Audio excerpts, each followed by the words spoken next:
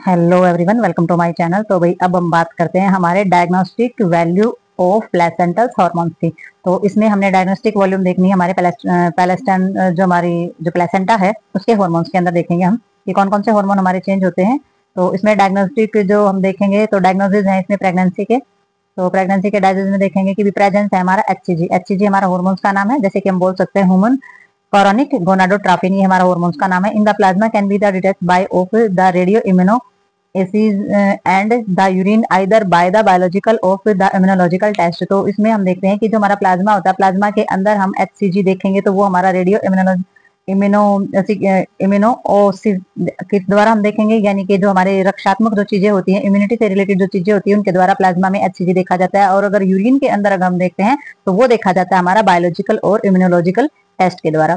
ठीक है, तो बाद में इन्होंने बताया कि रेडियो इम्यूनोसिस जो होती है can detect minute quantity of the plasma HCG be submit soon after the implantation of blastocytes। तो इन्होंने बताया है कि जो ब्लास्टोसाइटिस का जो इम्प्लांटेशन होता है हमारी यूट्रस के अंदर, जब ब्लास्टोसाइटिस सेल्स का इम्प्लांटेशन होता है तो उसका हमें जल्दी सी जो एचसीजी होता है उसका सूक्ष्म यानी कि प्लाज्मा में कुछ क्वांटिटी, कुछ थोड़ी बहुत क्वांटिटी का पता चल जाता है। ठीक है, बट बायोलॉजिकल एंड इम्यूनोलॉजिकल जो हमारे टेस्ट होते हैं डू नॉट बिकम पॉजिटिव, लेकिन इससे हमारे इम्यूनोलॉजिकल जो टेस्ट होते हैं वो हमारे पॉजिटिव नहीं होते हैं। At least 44 days after the last menstruation period. तो कब तक नहीं होते हैं? 44 दिन, यानी कि जो मेंस्ट्रुएशन के पीरियड आते हैं, तो मेंस्ट्रुएशन साइकिल जो हमारा चलता है उसमें जो पीरियड्स आते हैं उसके 44 दिन बाद तक भी ये पॉजिटिव नहीं आता है, यानी कि इस हार्मोन्स का रिस्पॉन्स जो है वो नहीं होता है। तो नेक्स्ट इन्होंने बताया follow up case who had trophoblastic tumours. तो इन्होंने बताया है कि भाई ट्रोफोब्लास्टिक ट्यूमर्स में हमारा क्या हो जाता है, radio immunoassay for the detection of the HCG. ठीक है, तो submit in more sensitive in the follow up study of the हाइड्रेटिक फॉर्मोल्स एंड द कोरियोकार्सिनोमा। तो इन्होंने बताया है कि भाई हमारा रेडियो इम्यूनोप्सी जो होता है उसके अंदर हमारा एचसीजी जो सब यूनिट जो होती है हमारी एचसीजी की सब यूनिट जो होती है उससे ज्यादा सेंसिटिव हमारी क्या होता है इसमें स्टडी, हाइड्रेटिक फॉर्मोल हो जाता है हमारा यूट्रस के अंदर कैंसर के सेल्स होना, हाइड्रेटिक फॉर्मोल्स बोला जाता है। और हमारा कोरियोकार्सिनोमा जो होता है वो होता है हमारा प्लेसेंटा के अंदर कैंसर के सेल हो जाना चाहिए, उससे भी मोर सेंसिटिव यानी कि ज्यादा सेंसिटिव हमारा क्या हो जाता है, रेडियो इम्यूनोलॉजी जो हमारा एचसीजी जो पाया जाता है इसके अंदर। ठीक है, नेक्स्ट इसके अंदर हो जाता है प्लेसेंटल ग्रोथ हार्मोन्स देखी जाती है हमारी पीजीएच। तो प्लेसेंटल ग्रोथ हार्मोन्स के अंदर इन्होंने क्या बताया, high growth promoting and low lactogenic properties. तो ये क्या करता है, ये हाई यानी कि ज्यादा मात्रा में ग्रोथ को प्रमोट करता है लेकिन लो लैक्टोजेनिक प्रॉपर्टीज के अंदर पाई जाती है, यानी कि कम लैक्टोजेनिक प्रॉपर्टी जो होती है वो कम होती है। और रेगुलेट क्या करता है, ये किस चीज पे कंट्रोल कर रहा है, इंसुलिन की सेंसिटिविटी के ऊपर कंट्रोल कर रहा है। तो ये होता है हमारा आईजीएफ। आईजीएफ में क्या हो जाता है, आईजीएफ की फुल फॉर्म हो जाती है हमारी इंसुलिन लाइक ग्रोथ फैक्टर, तो उसको हम आईजीएफ बोल देते हैं। तो इसकी जो कंसंट्रेशन है IGF regulator fetal growth through the control of the maternals metabolism, placental growth, blood flow and the placental transporter और जो हमारा एक्सप्रेशन होते हैं। तो इनका कहना ये है कि ये क्या करता है, ये हमारी फीटल की जो ग्रोथ होती है उस पर कंट्रोल करता है। तो किस चीजों के जरिए कंट्रोल करता है, जो मदर के अंदर जो मेटाबॉलिज्म सिस्टम यानी कि जो हमारा डाइजेस्ट सिस्टम चल रहा है, प्लेसेंटा की जो ग्रोथ होती है उस पर, और जो ब्लड फ्लो होता है उस पर, और प्लेसेंटल का जो ट्रांसपोर्ट जो चीजें होती है उन पर अगर ये कंट्रोल करेगा तो जो फीटल की जो ग्रोथ होती है उस पर अपने आप ही कंट्रोल हो जाता है। तो इन सभी चीजों पर अगर ये कंट्रोल करता है हमारा हार्मोन तो फीटल की ग्रोथ पर भी ये कंट्रोल करता है। तो आगे हम एक एक करके अपना देखेंगे, एक एक करके हम हार्मोन्स देखेंगे, एक एक करके हम ग्लैंड्स देखेंगे कि ग्लैंड्स के अंदर हमारा कौन कौन से ग्लैंड्स के अंदर चेंजिंग आता है ड्यूरिंग प्रेगनेंसी।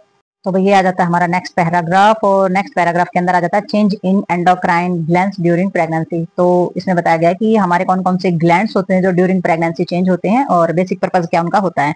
तो इसमें सबसे पहले इन्होंने बताया गया है प्यूटर्टी, थायराइड, एड्रेनल कॉर्टेक्स, पैराथायराइड और पेनक्रियाटिक। तो ये जो सारे के सारे होते हैं इनमें क्या हो जाता है, फिजियोलॉजिकल चेंज आता है ड्यूरिंग प्रेगनेंसी। तो शारीरिक रूप से जो बदलाव होते हैं वो इन हार्मोन्स की वजह से आते हैं। Lead to increase in output of the respective hormones. तो इसमें क्या होता है, इसमें क्या हो जाता है, हमारा जो हार्मोन्स होते हैं वो भी उनका जो आउटपुट होता है वो भी बढ़ जाता है।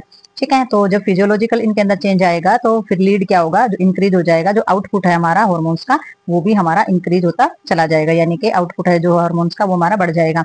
तो इन्होंने बताया है the basic purpose of this change is to adjust to internal environment of the mother to meet the additional requirement imposed by the metabolic change during pregnancy as well as meet to extra demand by the growing fetus।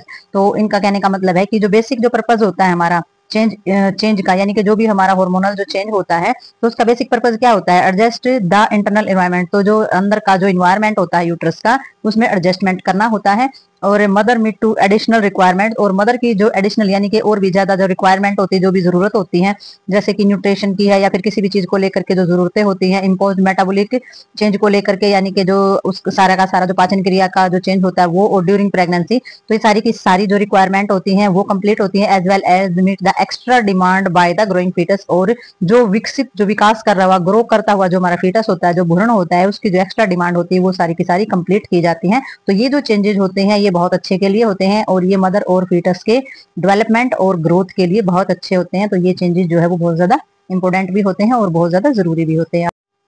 तो भाई अब हम बात करने वाले हैं इसमें हमारे प्यूटरी ग्लैंड्स की। तो प्यूटरी ग्लैंड्स के अंदर इन्होंने बताया है morphological change in normal pregnancy. तो मॉर्फोलॉजिकल चेंज कौन से होते हैं? हमारे जो स्ट्रक्चर्स को लेकर के जो हमारे चेंजेस होते हैं, यानी कि जो स्ट्रक्चर्स है हमारे ग्लैंड्स का, उसको लेकर के जो हमारे नॉर्मल प्रेगनेंसी के अंदर जो चेंजेस होते हैं, तो उसके बारे में हम जानेंगे इसमें। तो इन्होंने बताया है ड्यूरिंग जो हमारी नॉर्मल प्रेगनेंसी होती है उसमें प्यूटरी जो है इंक्रीज होकर के इसका वेट जो है 30 से 50% बड़ा हो जाता है। ठीक है, तो हमारा उसका जो नॉर्मल साइज होता है उससे भी वो दोगुना हो जाता है अपने नॉर्मल साइज से। ठीक है, तो ये हमारी प्रिंसिपल यानी कैसे दाने तरीके से देखा जाए तो इसमें hyperplasia and the acidophils prolactin secretion cells, तो इसमें हमारे जो एसिडोफिल के जो प्रोटीन सेक्रेशन जो हमारे प्रोलैक्टिन सेक्रेशन सेल्स होते हैं उनकी वजह से हमारा क्या हो जाता है, हाइपरप्लेसिया कंडीशन जो है वो हमारी हो जाती है। तो इसमें समटाइम यानी कि कभी कभी प्यूटर्टी जो है वो इनलार्ज में भी impress on the optic chiasma causes of the bitemporals, या फिर हमारा हिमिनोपिया हो सकता है। तो इनका कहने का मतलब है कि कभी कभी जब हमारा ज्यादा जो ऑप्टिक चश्मिया की प्रॉब्लम जब ज्यादा अराइज हो जाती है तो उसके कारण हमारा, तो ऑप्टिक चश्मिया क्या होती है? चश्मिया ऑप्टिक चश्मिया वो जगह होती है जहाँ पर हमारी नर्व जो है वो क्रॉस करती है। तो चश्मिया में जब भी कोई प्रॉब्लम होगी तो उसके कारण क्या हो जाएगा? तो उसमें हमारे बायोटेम्पोरल्स और हमारे हिमिनोपिया जो प्रॉब्लम्स होती है, ये हमारी प्रॉब्लम्स होती है कि जो हमारा विजन प्रॉब्लम होती है वो हो जाती है, और चीजें जो अर्ध दृष्टि जो है वो हमारी हो जाती है, चीजें देखने में प्रॉब्लम होती है, तो विजन की अबनॉर्मल कंडीशन इसमें हो जाती है। और हमारी maternal pituitary glands is not necessary for the maintain of pregnancy, तो प्रेगनेंसी को मेंटेन रखने के लिए मदर का जो प्यूटर्टी ग्लैंड्स होता है वो जरूरी नहीं होता है। Pituitary glands during pregnancy become more susceptibles and alteration in blood supply, तो जो हमारा प्यूटर्टी ग्लैंड्स होता है वो प्रेगनेंसी के दौरान क्या बन जाता है? वो हमारा प्रेगनेंसी के दौरान ब्लड सप्लाई के लिए बहुत ही अलर्ट और सस्पेक्टेबल्स बन जाता है। ठीक है, तो ब्लड सप्लाई के लिए सिर्फ। ठीक है, तो इसमें सडन हमारा क्या हो जाता है? अगर सडन हाइपोटेंशन हो जाए यानी कि ब्लड प्रेशर कम हो जाए अचानक से, और पोस्टमार्टम हेमरेज की वजह से, ठीक है, ज्यादा ब्लीडिंग या ज्यादा स्राव के कारण जब अचानक से ब्लड प्रेशर जो कम हो जाता है तो उसके कारण क्या हो जाता है? फ्रैक्शंस हो जाता है ग्लैंड्स में, और उसमें हमारा क्या हो जाता है? हमारा सहन्स जो हमारा सिंड्रोम्स होता है वो हो जाता है। तो ये सिंड्रोम्स हमारा कब हो जाता है? जब ब्लड फ्लो कम हो जाता है और ब्लड लॉस ज्यादा हो जाता है, ब्लड का फ्लो कम हो जाएगा और बीपी जो बिल्कुल बहुत कम हो जाएगा, उसकी वजह से सिंड्रोम्स जो है ये हमारा हो सकता है। तो ये जो चेंजेस थे ये हमारे मॉर्फोलॉजिकल चेंजेस थे ड्यूरिंग प्रेगनेंसी। नॉर्मल प्रेगनेंसी के अंदर अगर ये चेंजेस आते हैं तो इनका क्या वजह रहती है, तो आगे